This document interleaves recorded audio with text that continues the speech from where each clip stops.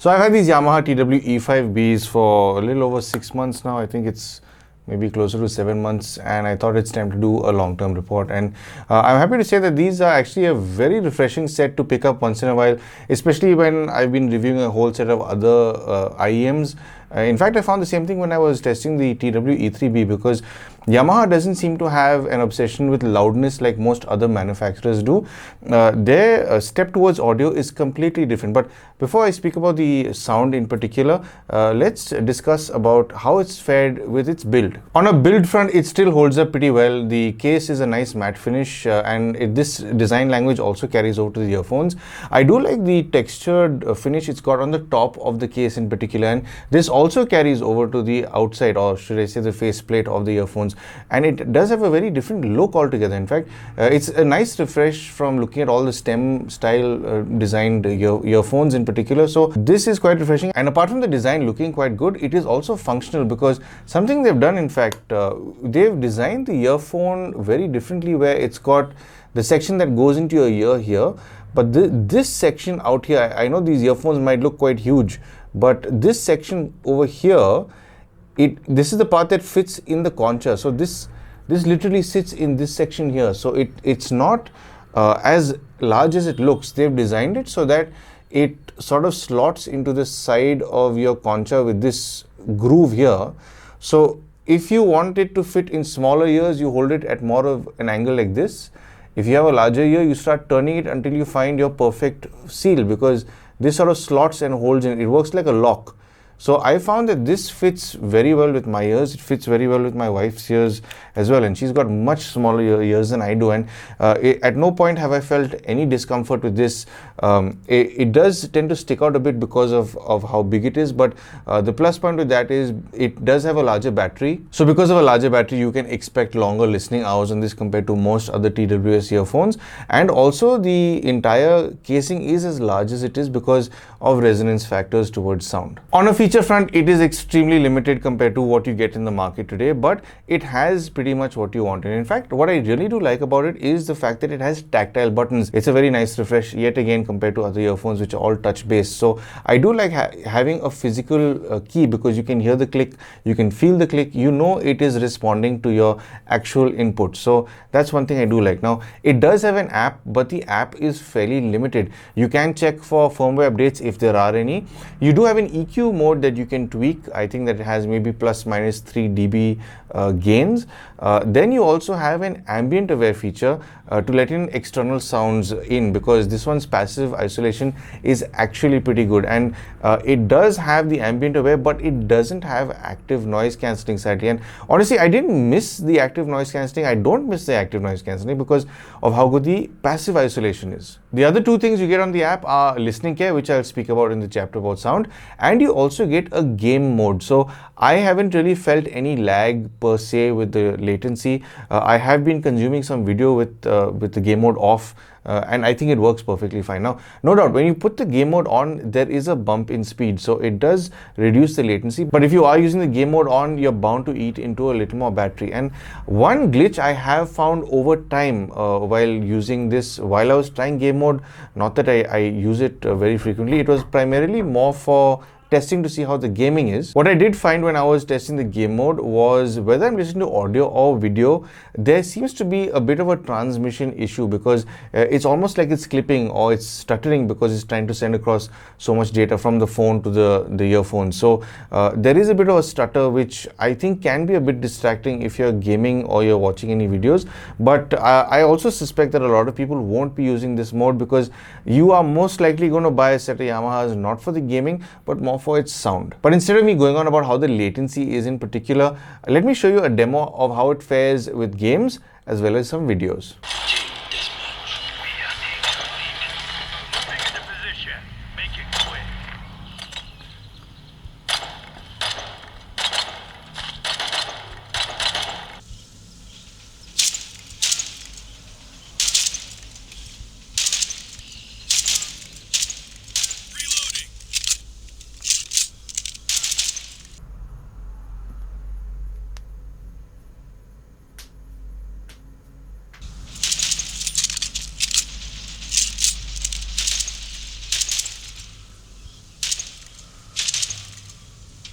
These come with a 7 mm dynamic driver and it's made out of a high performance thermoplastic. So the moisture uptake is minimal and the mechanical strength is really good. This supports SPC, AAC and aptX adaptive codecs, and it also has a frequency response of 20 Hz all the way up to 20,000 Hz. These can get a little too loud at 80% volume, but thankfully Yamaha has tuned these in such a way where you don't really have to crank the volume too high if you want to preserve your hearing. They've got a feature in the app called Listening Care, and what this basically does is, this set of earphones does not come with active noise cancelling, but it does come with a set of microphones, and these microphones are primarily there to help you answer your phone calls whenever you get any, if you're consuming any media. Now, Yamaha has put in good research and development into these microphones to ensure that your vocal tonality is carried over much more naturally than other earphones would. But I don't think that the environmental noise cancelling can hold up to other earphones, because a lot of external noises do bleed over and can send over to your recipient, especially when you're in a crowded area. So I think this would work better in a more controlled environment like a home or an office. But if you do want to see how these fare in a busy setting where it is noisy, there's only one way to find out. So I'm calling from the usual busy street I normally do all these call tests from, so this should give you a general idea as to how this set of earphones is going to handle this kind of environment in particular. So there's of course a lot of four-wheelers, two-wheelers, and you might get the occasional truck with a pressure horn on the main road, and there is some construction work going on behind me as well. So these earphones do have a good amount of environment to battle with. So I have been on the camera microphone all this time, and I'll shift over to the Yamaha E5B right about now. So this does have two microphones per earbud, and something interesting that Yamaha has done is they've made a silicone tube from the opening of the port towards the mic within the set of earphones, so as to be able to carry your voice in a more natural tone and to avoid any resonances between your voice and the microphone. Now, I think that will be lost in a setting like this, because this is really a little too busy. I don't see too many people being in this kind of situation if you're using these kind of earphones. I think these kind of earphones are more suited towards somebody who wants to listen to a better sound than take more phone calls. So to give you a better sense of how this would actually sound its best, I think I'll shift over back to my studio to show you how it does in a more controlled environment if you're at home or in your office. So here I am within the confines of my studio, and this should give you a general understanding of the kind of noise that will be around you in an office setting or even at home. So I think these earphones are cut out more to be in this kind of situation, because their ENC, I don't think really is at a level where it can handle that much noise. So I have been on the camera microphone all this time within my studio, and I am still very close to that road, so you might hear sounds of some trucks or cars going by. And I'll switch over to the E5B right about now. So this is pretty much how your voice is going to carry over to any of your recipients if you're choosing to speak to them over a phone call, via any office apps, or even if you're gaming with these set of earphones. And I did find in my original testing that it didn't do well in a busy environment, but in the moments of silence when there was no vehicle passing by, this did carry over my voice with a lot more depth than most other earphones do. So I think that silicone tubing that they've put within the earphone has really contributed towards carrying over a more natural tone. So I do hope that these demos have given you a better understanding of what these earphones are about, and I'll see you in the rest of the video.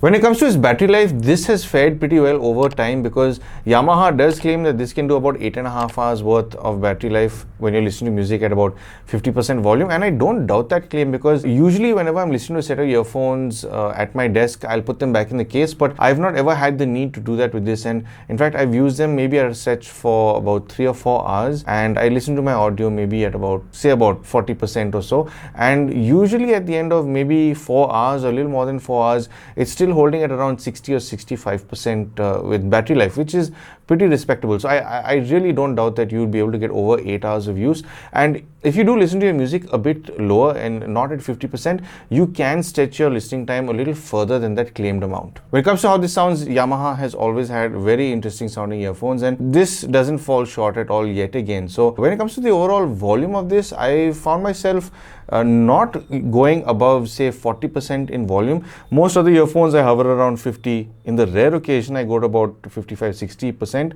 but I'm usually listening at 50% volume. So a big reason why I am listening to these earphones on a lower volume between 40 and 30% is because of a feature that Yamaha has put in all of the earphones called listening care. And this, in fact, tries to encourage you to not crank your volume too high, because a big reason why a lot of people tend to listen to much higher volumes is because they're looking for a more rounded sound, a more balanced sound, or should I say more heft in the bass and richer highs, which you don't get at lower volumes with a lot of audio equipment and earphones in general. So Yamaha's listening care does exactly that, and it does it in a very natural way. So the highs and the lows are boosted at lower volumes, and they gradually start leveling out the higher in volume you go. So there is no real need to search for a sweet spot, because its sweet spot is all the way down, I'd say up to 45 and 50%, because I think it disengages at about 50%. So there's no real need to even sit all the way there. And I think it's a terrific move, because listening care is something that a lot of people need to actually consider,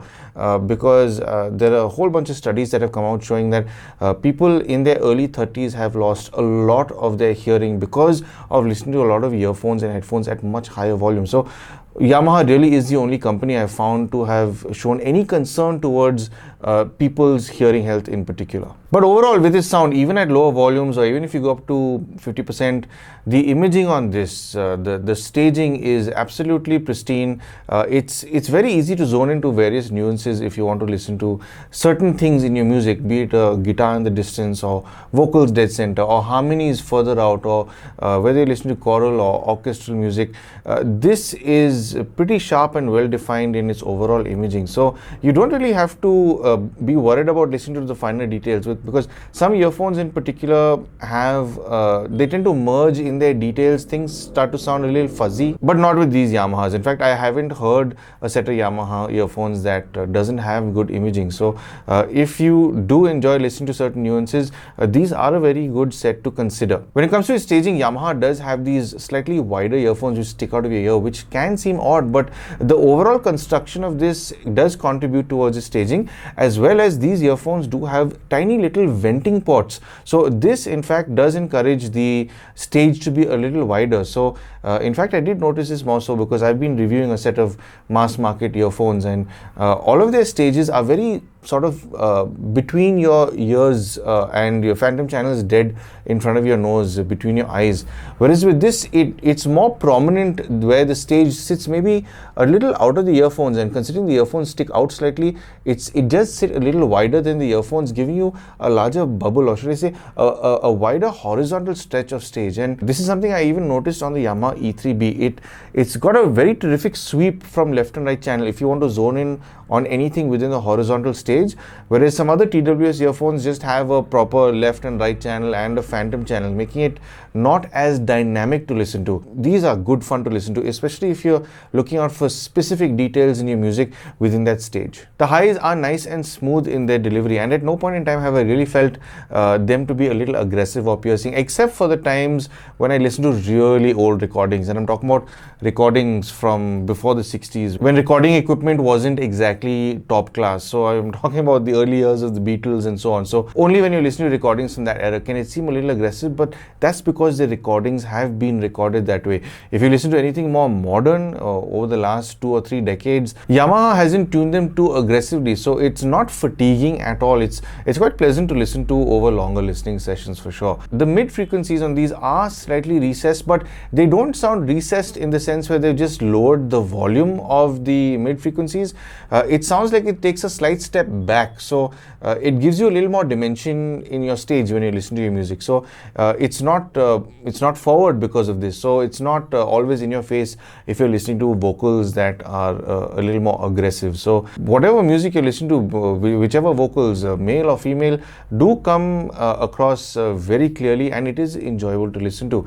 Moving on to the bass, the bass I see is a place where a lot of people won't gravitate to with these earphones. In fact, it might be a reason why a lot of people may not go for it in particular, because Yamaha has not gotten to the whole bloat war when it comes to the bass. So it's not trying to be over exaggerated. It's not trying to impress you just for the sake of impressing you.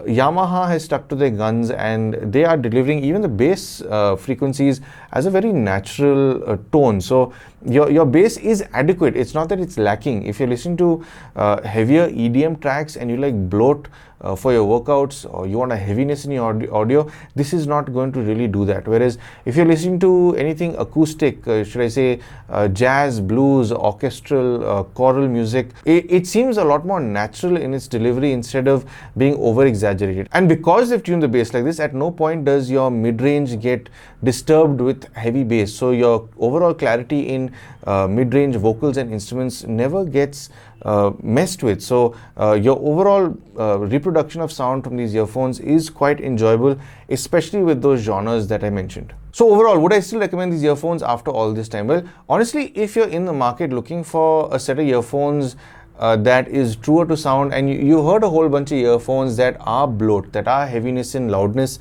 Yamaha is not trying to get involved in that loudness war that everybody else is involved in. These are not loud earphones. They've not been built to be loud earphones. They're not unnecessarily putting that strain on the drivers. They've taken things a little easy, and instead they've wanted to tune these more for clarity than anything else. And Yamaha has managed to pull that off with the E3B very well, and the E5B does have its slight perks over the 3B. On a sound front, feature wise, well, it does have a few more features compared to the E3B, but it doesn't have ANC. But do I still think they're value for money? Well, they're kind of in between, because the E3B is very aggressively priced right now, and this is, well, it's in between the E3B and the E7B because it's literally the middle sibling. But I think if you are comfortable not having ANC and you want a slightly better imaging, slightly better soundstage than the E3B, this would make a good set of earphones to pick up. And of course, the lookout value it has because of its design, I think you'll have a lot of people asking you what set of earphones these are and how they are. So that is another factor to consider if you like to have a statement while wearing a set of earphones. So how much do these cost? Well, at the time of recording this video, these have a maximum retail price of 14,200, and they have a selling price of about 11,216. So it quite literally sits between the E3B and E7B in its price range in the Yamaha lineup. And when it comes to a whole bunch of other earphones that I've been reviewing, well, I've not reviewed too many earphones above the 10,000 rupee segment, except for a handful, and these have been one of my favorite sets of earphones. Of course, not looking at the 7B. The 7B is something else entirely, and I'll be doing a long-term report on that soon. So I do hope that this video has given you a better understanding of the Yamaha E5B. They are in fact a very enjoyable set of earphones to listen to, and if you do want to buy them, I'm leaving the link down in the description below. And of course, if you do want to ask me any more questions about this in particular, you can ask me down below. So I hope this video has been helpful and informative, and I do hope that I've helped you make some sort of purchase decision. If you'd like to support the channel, I'm sure you know exactly how to. But of course, thank you for tuning to Paul's POV for some sound advice.